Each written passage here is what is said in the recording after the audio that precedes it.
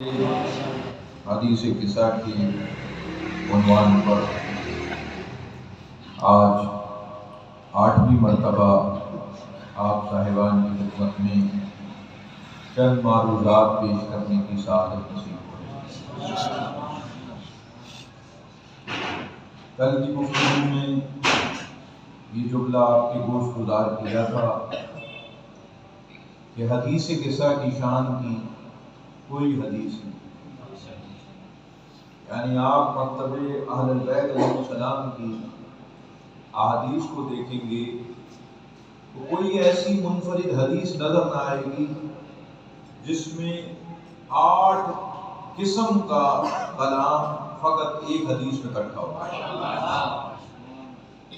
یعنی یہ اپنی مثال آپ ہے حدیث کے ساتھ، اور معرفت خانوادہ اہل بیت علیہ السلام کے لیے حدیث قصہ سب سے پہلی اور سب سے اہم ترین سیڑھی اور وسیلہ ہے۔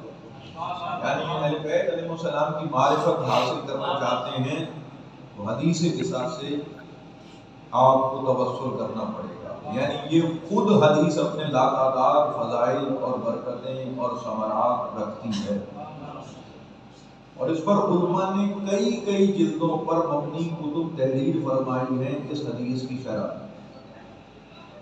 8 قسم کا کلام کہیں آپ کو کسی اور حدیث میں اس انداز میں نہیں ملتا۔ اس حدیث میں حدیث رسالت بھی ملتی ہے، حدیث جناب سیدہ سلام اللہ علیہ بھی ملتی ہے، حدیث سرکار حسنین بھی ملتی ہے، حدیث امیر المومنین بھی ملتی ہے، اور حدیث جبریل بھی ملتی ہے۔ حدیث کلام کو کہتے ہیں، گفتگو کو کہتے ہیں، کسی نئی بات کو کہتے ہیں، جدید کو کہتے ہیں۔ تو ان سب کی کلام کے ساتھ ساتھ اللہ کے کلام کی 2 ہی قسمیں ہیں، یا تو حدیث قدسی ہے یا قرآن مجید ہے، اور حدیث کے سامنے وہ دونوں کلام بھی بنتے ہیں۔ تو 8 قسم کا کلام ہے، اور کل گفتگو حدیث قصہ کے اس پہلو پر ہوئی کہ پیغمبر خدا نے ہاتھ بلند کر کے آسمان کی طرف جو دعا مانگی تھی، وہ دعا معرف اہل بیت اور عظمت اہل بیت کے سمجھنے کے لیے ایک بحر بے کراں سے کم نہیں۔ یعنی پیغمبر خدا نے جہاں اپنا اہل بیت سے تعلق بیان کیا کہ یہ ہستیاں کون ہیں، یہی خاصتی ہے، یہی میرا خاصہ ہے، وعامتی، یہی میرے حمایت کرنے والے ہیں، ان کا خون میرا خون ہے، ان کا گوشت میرا گوشت ہے، جس نے انہیں خوشنود کیا اس نے مجھے خوشنود کیا، جس نے انہیں ناراض کیا اس نے مجھے ناراض کیا، جس نے ان سے جنگ کی اس نے مجھ سے جنگ کی، جس نے ان سے سلو کی اس نے مجھ سے سلو کی، یہ مجھ سے ہیں میں ان سے ہوں۔ اور اس کے بعد پیغمبر نے کہا کہ اے اللہ، ان سے ہر قسم کے رشت کو اس طرح دور رکھ اور اس طرح پاک رکھ کر نہیں رکھ جس طرح پاک رکھنے کا حق ہے، اور اے اللہ تو اپنی برکتیں، رحمتیں، عنایتیں، بخشش مجھ پر اور میرے اہل بیت کے لیے کرنا۔ اور پھر اس کے بعد رب ذوالجلال کے جملے گئے ہیں۔ اب یہ حدیث قدسی ہے، یعنی یہ جو جملے ہیں، انی ما خلقت سماء مبنیہ ولا ارضا مدحیہ ولا فلکا یدور ولا بحر یجری ولا فلک یسری الا فی محبت ہؤلاء الخمسۃ الذین هم تحت النساء۔ یہ حدیث رسول بھی نہیں ہے اور یہ حدیث مخلوق بھی نہیں ہے، یہ حدیث قدسی ہے۔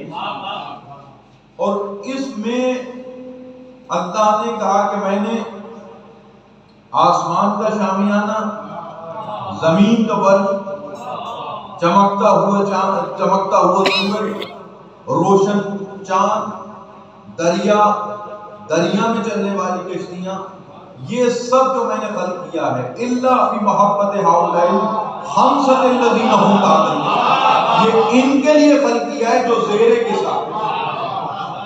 تو دیکھیے اللہ نے بھی اپنا اظہار محبت کیا، اور یہ مجلس میں ہم بھی اپنا اظہار محبت کرتے ہیں۔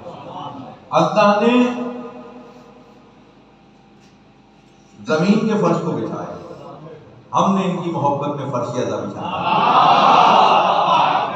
اللہ نے آسمان کے شامیانے لگائے، ہم ان کی محبت میں امام بارگاہوں پہ چھتیں اور مجلسوں پر شامیانے لگائے۔ اللہ نے چاند اور سورج روشن کیے ان کی محبت میں، اور یہ جتنے سیور جل رہے ہیں یہ انہی کے ذکر کی محبت کی خاطر جل رہے ہیں۔ اللہ نے دریا اور دریاؤں میں چلنے والی کشتیاں چلائی، ہم بھی ان کی محبت میں سبیل بھی پلا رہے ہیں اور ساتھ میں آپ کو گرم موسم میں چائے بھی پلا۔ اللہ نے کشتیاں چلائی اور ہم ان مجالس میں کشتی نجات کا تعارف کراتے ہیں۔ واہ بھائی واہ۔ تو یہ مجالس عطا ان ہستیوں سے اظہار عقیدت کرنا، اور جیسا کہ کل گفتگو محبت اہل بیت پر ہوئی اور آپ کی خدمت میں یہ پیش کیا کہ ہر چیز کی اساس ہے، یعنی یہ امام بارگاہ ہے تو اس امام بارگاہ کی کوئی بنیاد ہے، کچھ اساس ہے۔ ہم کسی نظریے پر کھڑے ہیں تو ہمارے نظریات کی کچھ اساس اور بنیاد ہے۔ اس دین خدا کی اساس اور بنیاد کیا ہے؟ تو پاک پیغمبر فرماتے ہیں دین خدا کی اساس کا نام محبت اہل بیت ہے۔ یعنی جس دل میں اہل بیت کی محبت نہیں، اس کے دل کی دین کی عمارت نیست و نابود تو ہو سکتی ہے، برقرار نہیں رہ سکتی۔ بے شک۔ اور ان ہستیوں سے، اور میں ان مجالس میں کتابیں لاتا ہوں، اللہ کے حدیث سے مجھے اکثر یاد ہوتی ہیں، سبحان اللہ، لیکن یہ ایک اس برکت کے لیے کہ ہمارے سامعین تک یہ پیغام بھی پہنچے کہ محبت اہل بیت فقط شیعان محمد و آل محمد کا زیبا نہیں ہے۔ سبحان اللہ۔ اہل سنت میں بھی سینکڑوں غلامان محمد و آل محمد گزرے ہیں، اور جنہوں نے اظہار محبت اہل بیت پر پوری کتب تحریر کی۔ سبحان اللہ۔ ایک تو یہ کہ تاکہ اذہان عالیہ میں یہ ڈاؤٹ نہ رہے کہ یہ جو فضائل اہل بیت بیان کر رہے ہیں یہ فقط شیعہ کتب سے بیان کر رہے ہیں، اور دوسرا یہ کہ ایک ہم آہنگی کی فضا قائم ہو اور شیعان محمد آل محمد اور بالخصوص ہمارے بچوں کو معلوم ہو سکے کہ اہل سنت کی سوائے تھوڑے سے ناسخیوں کے بڑی کثیر تعداد محبان اہل بیت۔ سبحان اللہ۔ اہل بیت کی محبت پر چند احادیث اور جن سے اہل بیت کی محبت اور اہل بیت سے بغض رکھنے کا نقصان جو پیغمبر خدا نے بیان کیا ہے وہ کتب اہل سنت میں کیا ہے، اس پر چند جملے عرض کرنے کے بعد گفتگو کو ذرا سا آگے بڑھاتے ہیں۔ ایک مرتبہ سروات کا سہارا دیجیے محمد اللہم صلی علی محمد و آل محمد۔ یہ میرے ہاتھ میں کتاب ہے قبلہ ذخائر العقبہ فی مناقب ذوی القربہ، اور یہ 7ویں صدی کے عالم کی لکھی ہوئی، یعنی احمد بن عبداللہ بن محمد تبری مکی، یہ اہل سنت عالم کی کتاب، ترجمہ کرنے والے مولانا مفتی شیخ محمد شفیق چشتی کشمیری، کتاب بھی اہل سنت کی، مترجم بھی اہل سنت کا، زاویہ پبلشر کی چھپی بھی ادارہ بھی اہل سنت کا۔ یعنی اب اس میں ان ہستیوں کی محبت پر ایک عجیب حدیث نقل کی ہے، خدا کی قسم بڑی معرفت کی بات لکھی ہے اور اہل سنت عالم نے نقل کی ہے، وہ آپ کی خدمت میں پیش کرنا چاہتا ہوں کہ امیر المومنین کی محبت کیا ہے۔ مختصر سی حدیث، اور میرے مطالعے میں ایسی حدیث اس سے پہلے میں نے کبھی ممبر پر بیان بھی نہیں کی، اور عجیب معرفت کی حدیث نقل کی ہے اس اہل سنت عالم نے پیغمبر خدا۔ ابن عباس رضی اللہ عنہ سے مروی ہے کہ حضرت علی رضی اللہ تعالیٰ عنہ، یہ دیانت ہے کہ میں علیہ السلام نہیں پڑھ رہا، جو کتاب میں لکھا ہوا ہے میں وہی پڑھ رہا ہوں، کہ نبی کریم صلی اللہ علیہ وآلہ وسلم پر داخل ہوئے، یعنی محفل میں آئے تو آپ ان کی طرف اٹھے اور ان کے ساتھ معانقہ کیا، معانقہ کہتے ہیں گلے ملنے کو، اور ان کی دونوں آنکھوں کے درمیان بوسہ دیا۔ تو حضرت عباس رضی اللہ عنہ نے آپ سے عرض کی، یا رسول اللہ کیا آپ اس سے محبت فرماتے ہیں؟ یعنی حضرت علی کے لیے کہا، تو آپ صلی اللہ علیہ وآلہ وسلم نے فرمایا یہ ہے عباس سے چچا سے، یعنی کون سے؟ عباس بن عبد المطلب سے جو رسول کے چچا ہے، کہا اے چچا اللہ کی قسم اللہ تعالی اس سے مجھ سے بھی زیادہ محبت کرتا ہے۔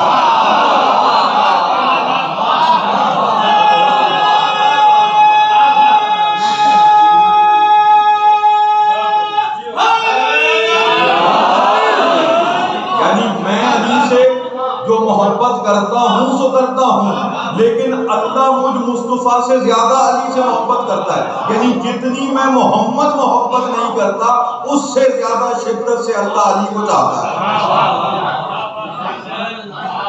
یہ چاہت ہے کہ اللہ کے محبوب ہیں۔ اور اس کے بعد ایک اور حدیث انہوں نے شہزادی کونین کے لیے نقل کی ہے، کیونکہ شہزادی کا ہی ذکر ہو رہا ہے تو شہزادی کے ذکر کا اگر تذکرہ نہ کیا جائے تو پھر یہ ایک حدیث نقل کرتے ہیں۔ اب میں کہتا ہوں اہل سنت کا یہ عقیدہ ہے، شیعہ کو کدھر ہونا چاہیے؟ اہل سنت اتنا بلند نظریہ اور عقیدہ رکھتے ہیں۔ تو یہ حدیث ہے قبلہ صفحہ نمبر 60 پر 59 اور 60 پر دو حدیثیں نقل کی ہیں ذخائر العقبہ میں کہ رسول خدا سرور کائنات صلی اللہ علیہ وسلم سے سوال کیا گیا اور پیغمبر نے بی بی کے نام کے معنی بیان کیے کہ بے شک اللہ نے میری بیٹی فاطمہ اور ان کے ساتھ محبت کرنے والوں کو جہنم سے چھڑا لیا ہے۔ سبحان اللہ، چھڑا لیا ہے، اسی وجہ سے ان کا نام فاطمہ رکھا گیا، یعنی بی بی کا نام فاطمہ اس لیے رکھا گیا کیونکہ ان کے محبین کو، اور یہ حدیث نے دل کو بڑا کیا، کیونکہ اگر اس میں لفظ شیعہ ہوتا تو پھر ہم گھبرا جاتے، کیونکہ شیعہ اور محب میں فرق ہے۔ آپ حدیث قصہ میں سمجھیں گے آخری مجلس میں کہ شیعہ کسے کہتے ہیں اور محب کسے کہتے ہیں، لیکن یہاں پر جو حدیث پیغمبر نقل کی کہ بی بی کا نام فاطمہ کس لیے رکھا گیا کیونکہ ان کے محبین کو جہنم سے چھڑا لیا۔ اب بی بی نے جو چھڑوا لیا ہے اب ایسا کوئی کام نہ کرے کہ ان کی ولایت کے دائرے سے باہر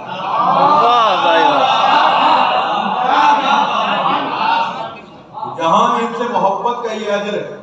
یہ ایک اور عالم دین ہے ہمارے اہل سنت بھائی، عظیم عالم ہیں، انہوں نے کتاب لکھی، میں نے آپ کو ایک مجلس میں کتاب کا تعارف کرایا تھا، اس کتاب کا نام تھا مودۃ القربہ۔ تو یہ مودۃ القربہ کی شرح لکھی ہے، یعنی جو لوگ آیہ مودت کو اہل بیت کے حق میں نہیں مانتے، اہل سنت میں تو ایسے جید علماء لکھے ہیں جنہوں نے اس آیت کے ذیل میں پوری کتابیں لکھی ہیں۔ یہ پوری کتاب، اور جو اس سے پہلے آپ کو کتاب دکھائی تھی ایک مجلس میں، اس کی یہ شرح لکھی ہے جناب المودت، اور یہ لکھنے والے ہیں علامہ جلیل شیخ سلیمان حسینی بلخی قندوزی حنفی، اور ان کا عہدہ کیا تھا؟ مفتی اعظم قسطنطنیہ، استنبول کے یعنی قسطنطنیہ کے یہ مفتی اعظم گزرے، عالی مفتی نہیں ہے۔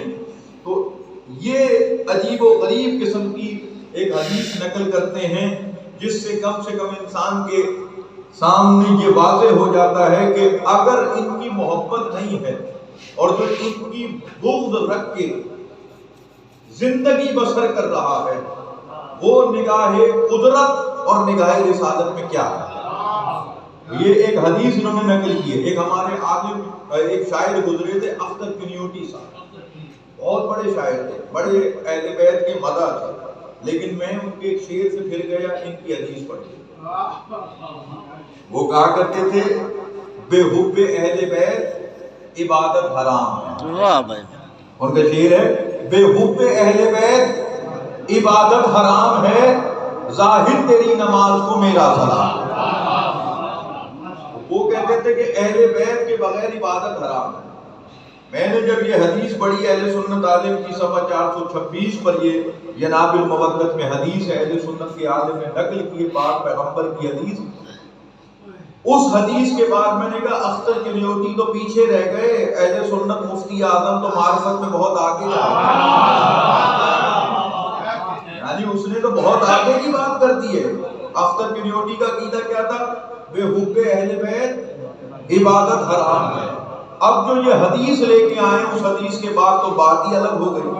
یہ کہتے ہیں ابن عباس نے کہا کہ حضرت صلی اللہ علیہ وآلہ وسلم نے فرمایا اے علی اللہ تبارک و تعالیٰ نے تیری شادی فاطمہ سے کر دی ہے اور اس کا حق مہر زمین کو قرار دیا۔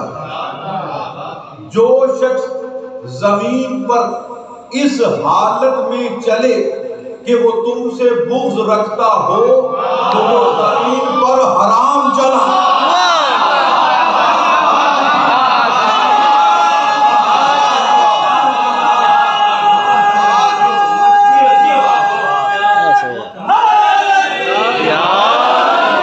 کنیوٹی صاحب تو کہہ رہے تھے، اختر کنیوٹی تو یہ کہہ رہے تھے عبادت حرام ہے، ادھر اللہ کا رسول کہہ رہے سانس لینا ہی حرام ہے۔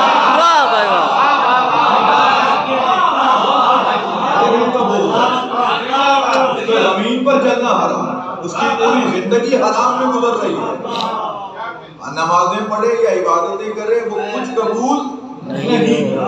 تو یہ نظریہ اہل سنت کا ہے، یہ اہل سنت علماء نے اہل بیت کی شان میں حدیث نقل کی۔ اور آخری ایک حدیث اور پھر آج گفتگو کو ذرا سا آپ کی خدمت میں آگے بیان کرتے ہیں۔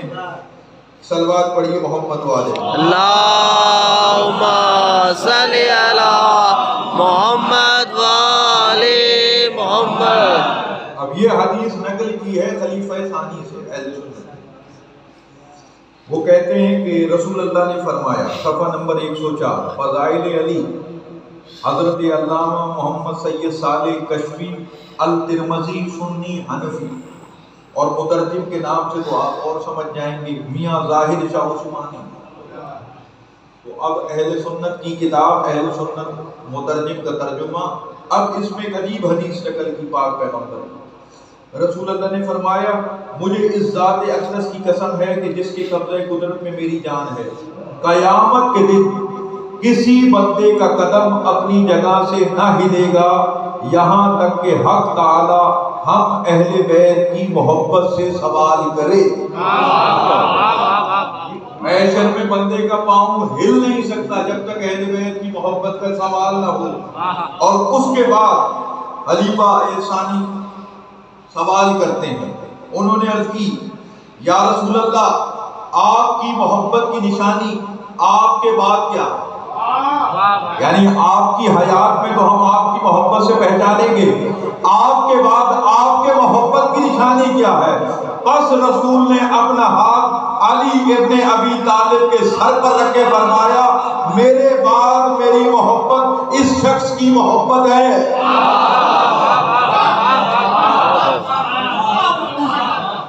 تو معلوم ہوا عاشق رسول وہی ہے جو پہلے عاشق علی بنے، کیونکہ رسول اللہ نے یہ فیصلہ کر دیا کہ میری محبت کی تلاش ہے تو پہلے علی سے تو محبت کرو۔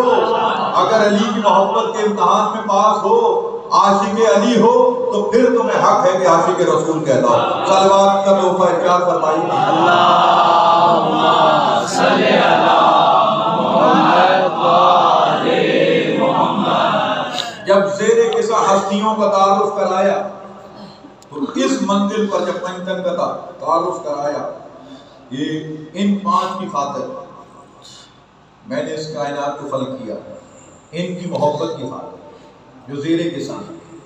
اس منزل پر جبریل امین نے ایک سوال کیا، یا رب ومن تحت القصہ، پالنے والے یہ زیر قصہ کون ہے؟ یہ چادر کے نیچے کون ہے؟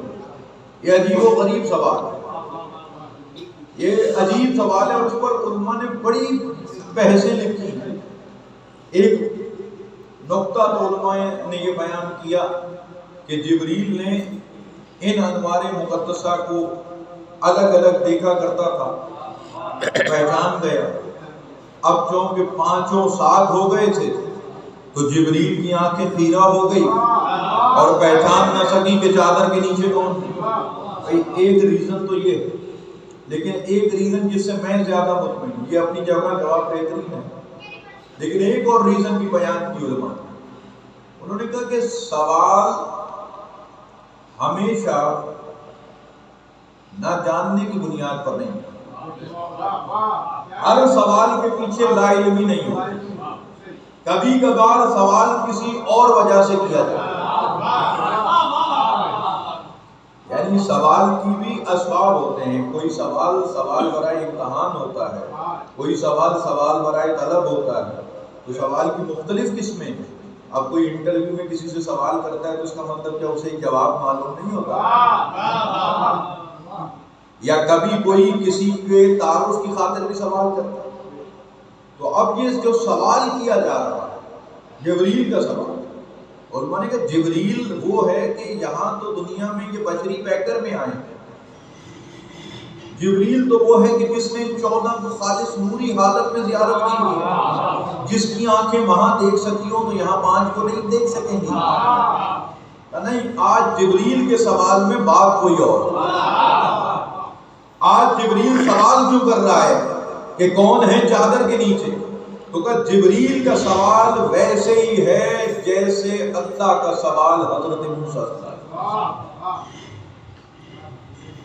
دنیا کا کوئی شخص کیا اس سوچ کے ساتھ مسلمان رہ سکتا ہے کہ اللہ کو کسی چیز کا علم نہ ہو, اللہ لا علمی کی بنیاد پر نعوذ باللہ من ذالک سوال کرے؟ ایسا سوچنا بھی کفر ہے. اللہ تو علم کا بھی خالق ہے. تو اب اللہ کا سوال ہے سورہ طٰہٰ میں, قرآن کے 20ویں سورہ میں, حضرت موسیٰ سے, وما تلک بیمینک یا موسیٰ, اے موسیٰ تیرے دائیں ہاتھ میں کیا. سوال کون کر رہا ہے؟ اللہ. کس سے کر رہا ہے؟ حضرت موسیٰ سے. اب یہ ممکن نہیں ہے کہ خدا کے علم میں نہ ہو کہ موسیٰ کے داہنے ہاتھ میں کیا ہے. موسیٰ کے علم میں, خدا کے علم میں نہیں ہوگا. اب پھر اللہ نے سوال کیوں کیا؟ اگر حضرت موسیٰ کا جواب قرآن میں نقل نہ ہوتا تو پھر ہم سوچتے کہ سوال کیوں کیا. میں پوچھوں برادر حدیث سے, سر آپ نے سر پہ کیا پہنی ہوئی ہے؟ سائنی کا ٹوپی پہنی ہوئی. یہ ہوتا ہے ٹو دا پوائنٹ جواب. سوال کیا, انہوں نے فوراً جواب دے دیا سر. اب اللہ نے سوال کیا کیا؟ اے موسیٰ وما تلک بیمینک یا موسیٰ, اے موسیٰ تیرے داہنے ہاتھ میں کیا ہے؟ What is in your right hand? تو جواب کیا ہونا چاہیے؟ یہ عصایا, یہ عصا ہے, بتا دیتے.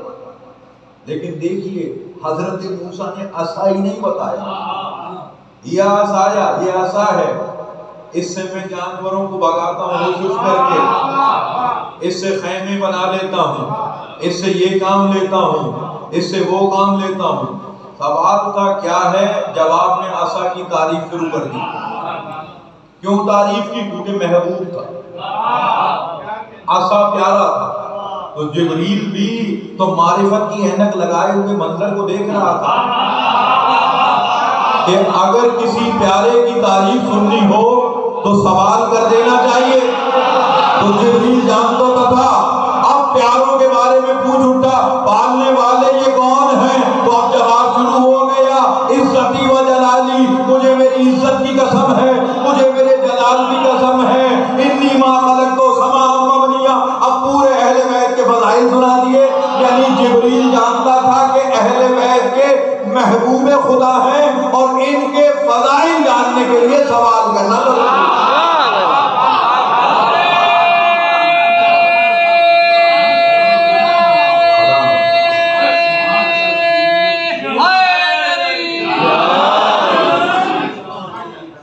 یہ سوال ہے, اور اس سوال کے جواب میں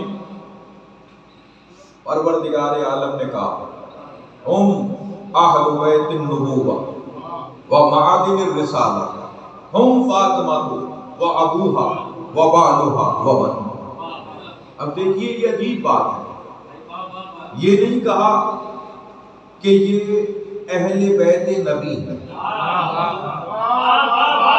اہل بیت نبی کہتے تو بہت سے اہل بیت سکنی جو سکونت رکھنے والے تھے وہ بھی دعویٰ کر دیتے. یہاں اہل بیت نبی نہیں ہے, نبی کے گھر والوں کی بات نہیں ہے, یہاں نبوت کے گھر والوں کی بات ہو رہی ہے کہ جن کا نبوت سے رشتہ ہے, اور نبوت تب سے ہے جب آدم میں دم نہ تھا, نبوت تھی. رشتہ دار ہیں وہ ہیں اہل بیت نبی۔ اہل بیت نبی ہوتی تو پھر نبی سے رشتہ جوڑا جاتا، اب نبوت کے رشتہ دار ڈھونڈے جائیں گے۔ ہم اہل بیت النبی ومعادن الرسالت، اور رسالت کی کانیں۔ کان اسے کہتے ہیں جو کسی شے کا مصدر، یہاں سے چیز حاصل ہوتی ہو، اوریجنیٹ ہوتی ہو، نکلتی ہو۔ کوئلے کی کان سے کیا نکلے گا؟ کوئلہ۔ اور سونے کی کان سے سونا، چاندی کی کان سے، اور رسالت کی کان سے۔ تو اصل رسالت تو یہی ہے۔ میرے دوستوں تمہیں آدھی باتیں بہت عرصے سے معلوم ہیں، آج پوری بات آپ کی خدمت میں پیش کر دیتا ہوں۔ آپ یہی سنتے آئے ہیں کہ کسی نبی کو نبوت تب تک نہیں ملی جب تک اس نے رسول اللہ اور امیر المومنین کی ولایت کو نہیں مانا۔ لیکن چھٹے امام کی حدیث ہے، کوئی نبی اس وقت تک نبی نہیں بنا جب تک اس نے جناب فاطمہ کی معرفت کا اظہار نہیں کیا۔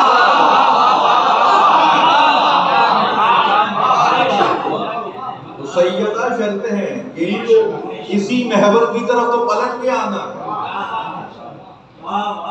اور چلیں توحیدی انداز میں بات کر لیتا ہوں۔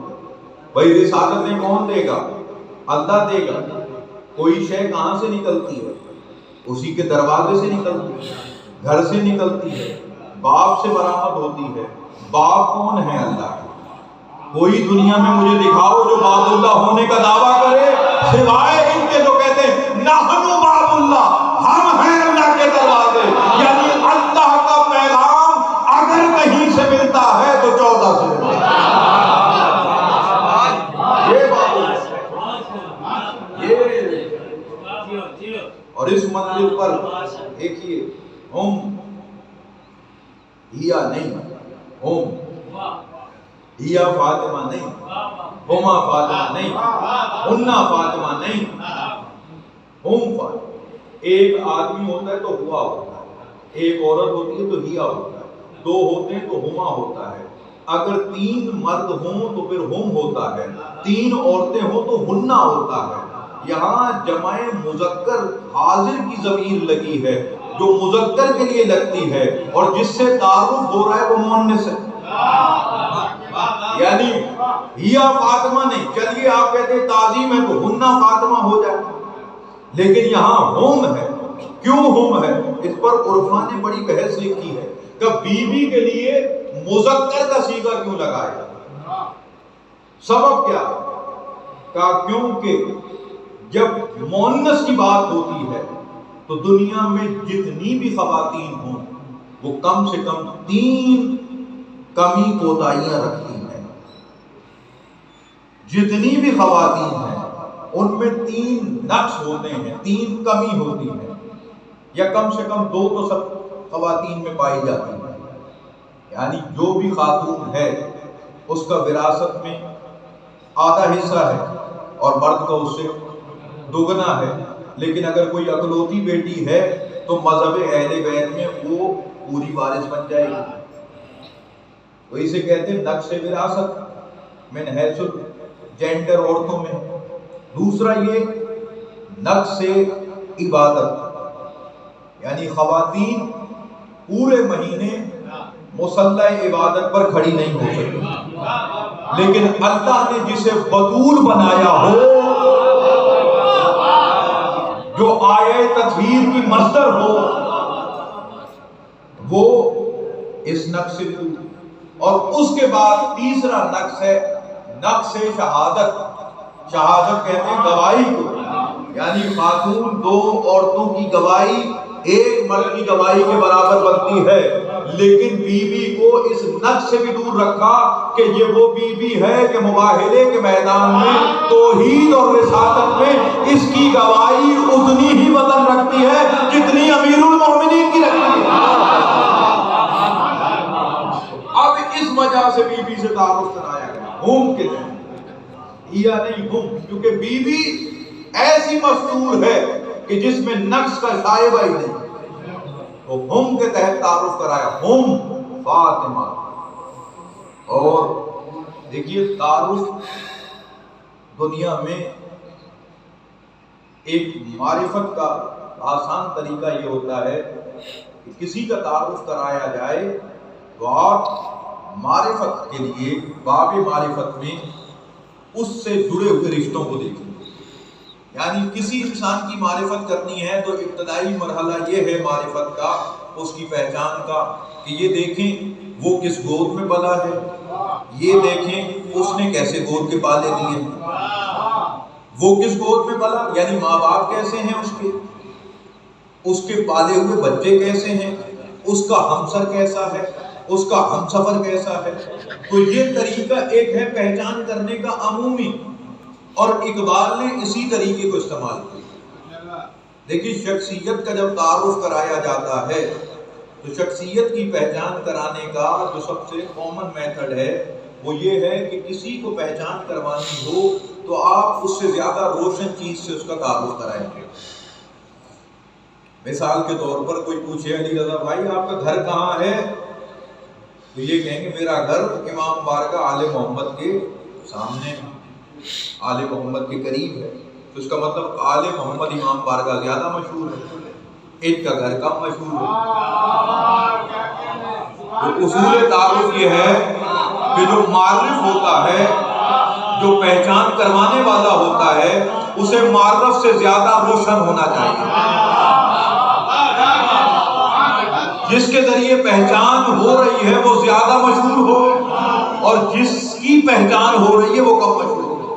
یہ اصول ہے تعارف کا، پہچان کا، معرفت کا پہلا زینہ ہے. تو یہی سبب ہے کہ جب حضرت جناب مریم سلام اللہ علیہ کی پہچان کا ذریعہ بنایا گیا تو جناب مریم سلام اللہ علیہ پر سینکڑوں نغمے لکھے گئے، سینکڑوں اشعار لکھے گئے، بڑے بڑے پیراگراف اور مضامین لکھے گئے، لیکن ایک جملہ ایسا ہے جو ان سینکڑوں مضامین کو پیچھے چھوڑ دیتا ہے. صرف 2 لفظوں کا مجموعہ ہے کہ حضرت مریم کی معرفت کے سینکڑوں نغمے، سینکڑوں پیراگراف، سینکڑوں اشعار، سینکڑوں لوگوں کے کہے ہوئے جملوں پر ایک چھوٹا سا جملہ باری ہے. حضرت مریم کی پہچان کرانے کا سب سے بڑا ذریعہ کیا بنا کہ مریم مادر عیسیٰ. یعنی یہ ایک جملہ ہے لیکن یہ اتنا بڑا جملہ ہے کہ ان ہزاروں پر بھاری ہے. یعنی حضرت مریم کی معرفت کے باب میں اس سے بڑا جملہ ہو نہیں سکتا کہ مریم وہ ہیں کہ جو عیسیٰ جیسے کی ماں. تو معلوم ہوا کہ معرف اور معرف کا اصول کہ جو زیادہ روشن ہوتا ہے وہ کم روشن کا تعارف کرانا، اور اسی روش کو رموز بے خودی میں اقبال نے اپنایا. اسی پہچان کو لے کر ایک تقابلی جائزہ پیش کیا. یہ جناب علامہ اقبال کی عقیدت ہے، اور اس عقیدت کو پاکستان میں بسنے والوں کو تو سمجھنا چاہیے کیونکہ آپ کا تو قومی شاعر ہے. تو اقبال نے ایک کمپیریزن کیا، ایک تقابلی جائزہ لیا، اور کم سے کم مسلمان کا عقیدہ اقبال جتنا تو ہو، علامہ اقبال جتنا تو ہو کہ جناب اقبال نے باب معرفت میں پوری ایک بہت بڑی رموز بے خودی میں سیدہ کی شان میں منقبت نقل کی. اس کے 4-5 اشعار ہیں اور انہی پر گفتگو مکمل ہوگی، اور پھر کل گفتگو اس مرحلے سے آگے چلے گی کہ اور عظیم ہستیوں نے باب معرفت میں سیدہ کے کیا کہا، اقبال سے آگے کون ہیں، اور اس کے بعد حدیث قصہ کیا کہتی ہے. تو اقبال تک تو آج گفتگو کو سنتے جائیے کہ اقبال نے بھی سیدہ کی معرفت کے باب میں عظیم جملے ارشاد فرمائے. انہوں نے کہا مریم از یک نسبت عیسیٰ، مریم از یک نسبت عیسیٰ، مریم ایک نسبت سے عزت رکھتی ہیں کہ وہ عیسیٰ کی ماں. از سے نسبت حضرت زہرا عزیز کہ جناب سیدہ سلام اللہ علیہ 3 نسبتوں سے عزت رکھتی ہے. مریم ایک نسبت سے اور سیدہ 3 نسبتوں سے. اور اقبال کی معرفت کے باب کو دیکھیے کہ جب مریم کا ذکر کیا تو مریم کا، اور سیدہ کا ذکر کیا تو روح کا سیدہ نہیں کہا، حضرت زہرا۔ مریم از یک نسبت عیسیٰ عزیز، از سے نسبت حضرت زہرا عزیز، نور چشم رحمت للعالمین، آن امام اولین و آخرین۔ کہ مریم اس کی نور چشم ہے، اس کی آنکھوں کی ٹھنڈک ہے، جو اولین اور آخرین کا امام ہے۔ یعنی دیکھیے انسان کے اسٹیٹس کو دیکھا جاتا ہے کہ کس سے ریلیٹ کر رہے ہیں۔ چیز کی قدر و قیمت ریلیشن سے ہوتی ہے۔ جو پوری کائنات کے لیے رحمت کا باعث ہے، جو پوری کائنات کو جس کے وجود کے صدقے میں ٹھنڈک ملی، جو پوری کائنات جس کے نور کے صدقے میں روشن ہے، اس کی آنکھوں کی ٹھنڈک جو بنے اسے سیدہ زہرا کہتے ہیں۔ اور اس کے بعد کا بانوے تاجدار حلق، یہ دیکھیے عظیم اس کا حلقہ، سورہ دہر، سورہ دہر کی آغاز حلقہ سے ہے، یعنی یہ اس کی زوجہ ہے۔ بانوے تاجدار حلقہ، یہ اس کی زوجہ ہے کہ جس کے سر پر حل عطا کا تاج سجا ہوا۔ یہ تاج اتنا بڑا ہے کہ اس تاج کی ایک جملہ بیان کر دوں، تفاصیل کو اٹھا کے دیکھیے، اس میں اللہ نے جتنی نعمتیں ہیں ان میں سونے کا ذکر نہیں کیا، چاندی کا ذکر کیا۔ آپ پڑھیں گے سونے کا ذکر نہیں ملے گا، چاندی کا ذکر ملے گا۔ گھر پہ جا کے چیک کیجئے گا، جتنی نعمتیں، سونا بڑی چیز ہے، چاندی کا ذکر کیوں کیا؟ پڑھیے تفاسیر اہل بیت کو، چاندی کا ذکر اس لیے کیا کیونکہ ان کے گھر کی کنیز فضہ کامل تھی۔ تو جن کی کنیزوں کے اللہ اتنے نخرے اٹھائے، ان کے مالکوں کا کیا عالم ہوگا؟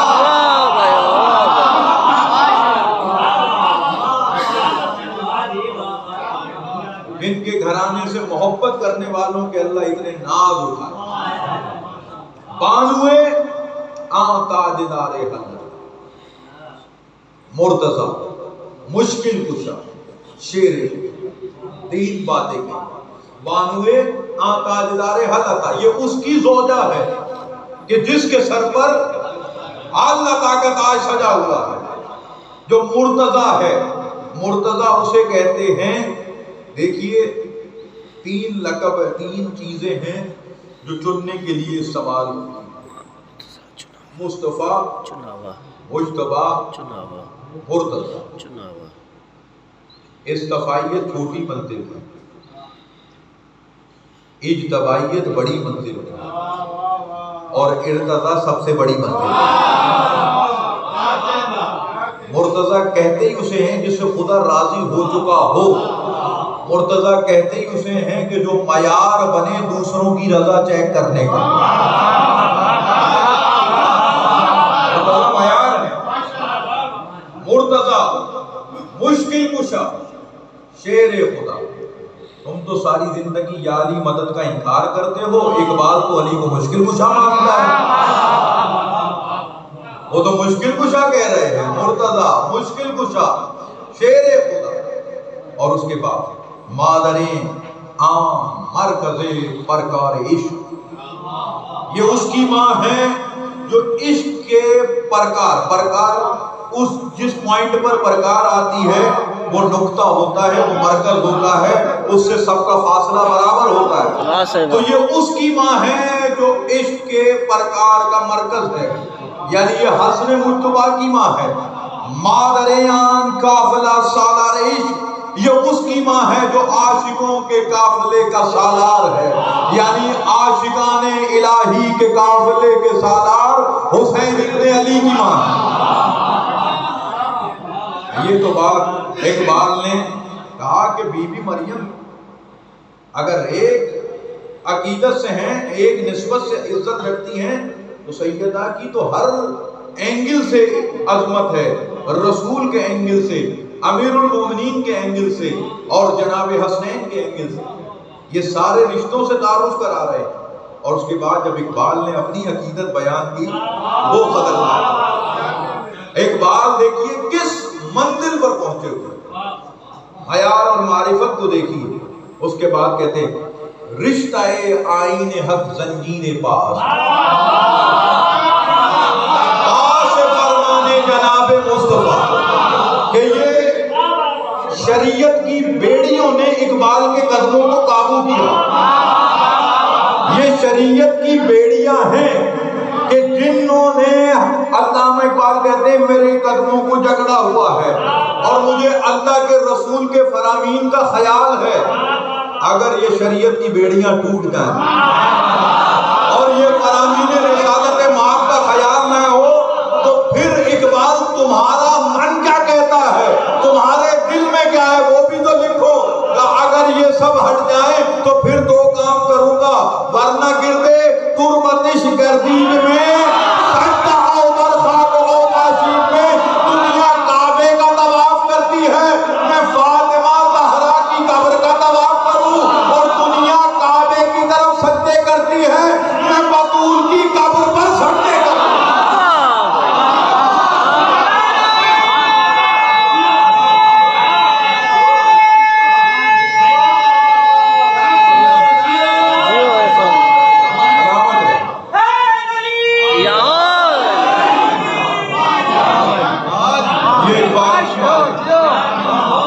اور یہ آپ کی بھی معرفت ہے کہ آپ سردی کو بھولیے ولایت علی گرمی میں آ گئے.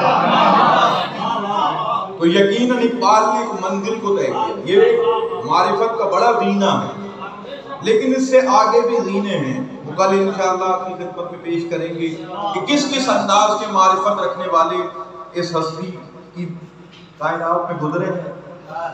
اسی بی بی کی عرفان رکھنے والا ایک عارف کا نام ہے جناب سلمان محمدی. جناب سلمان محمدی وہ ہستی ہیں کہ جناب سلمان محمدی کے بارے میں یہ جملہ میں ہدیہ کرتا چلوں کہ ان کا تذکرہ حضرت عیسیٰ کے اوصیہ میں ہوتا ہے. حضرت عیسیٰ کے اوصیہ میں وصی تھے حضرت عیسیٰ, یعنی ایک نبی کے وصی کا نام ہے حضرت سلمان محمدی. تو اب میں کیا کہوں کہ جو عیسیٰ جیسے نبی کا وصی ہو وہ اس چوکھٹ پر اپنی داڑھی سے جھاڑو دینے کو اپنی معراج اور کمال سمجھے.